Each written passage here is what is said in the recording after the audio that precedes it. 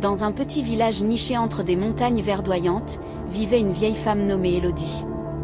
Élodie était connue pour ses jardins luxuriants, où chaque fleur semblait raconter une histoire. Mais ce que les villageois ignoraient, c'est que ces jardins étaient bien plus que de simples collections de fleurs. Ils étaient le reflet des souvenirs qu'Élodie gardait précieusement. Élodie avait vécu une vie pleine de joie et de peine. Elle avait connu l'amour véritable, lorsqu'elle avait épousé Henri, un jeune fermier au sourire éclatant et aux yeux aussi bleus que le ciel d'été. Ensemble, ils avaient construit une maison, planté les premières graines de leur jardin, et accueilli dans ce monde une petite fille nommée Louise. Leur bonheur était simple, mais infini. Mais la vie a parfois des manières cruelles de nous rappeler qu'elle est éphémère.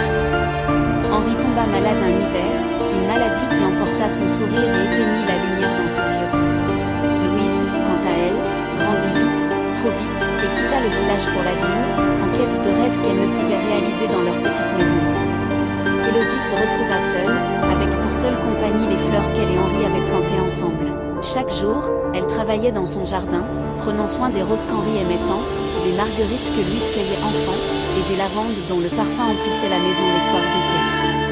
Ces fleurs étaient devenues ses souvenirs vivants, les témoins silencieux d'une vie qu'elle avait chérie. Les années passèrent, et Élodie devint de plus en plus fragile. Un matin, elle s'effondra dans son jardin, trop fatiguée pour se relever.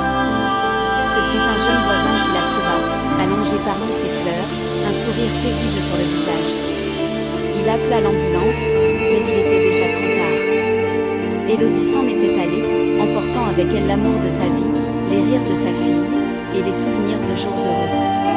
Lorsque Louise arriva pour les funérailles, elle trouva la maison vide, mais le jardin plus vivant que jamais. Les fleurs semblaient avoir fleuri une dernière fois pour Élodie, leur parfum flottant dans l'air comme un dernier adieu.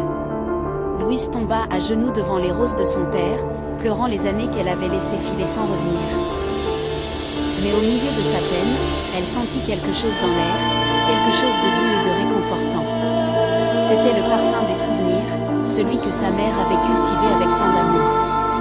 Ce parfum la fit sourire à travers ses larmes, et elle comprit alors que, tant que ces fleurs continueraient de fleurir, Élodie ne serait jamais vraiment partie. Chaque année, à la même époque, Louise revenait dans le petit village pour entretenir le jardin de sa mère. Et chaque année, le parfum des souvenirs lui rappelait que l'amour survit au-delà du temps, enraciné profondément dans le cœur de ceux qui se souviennent.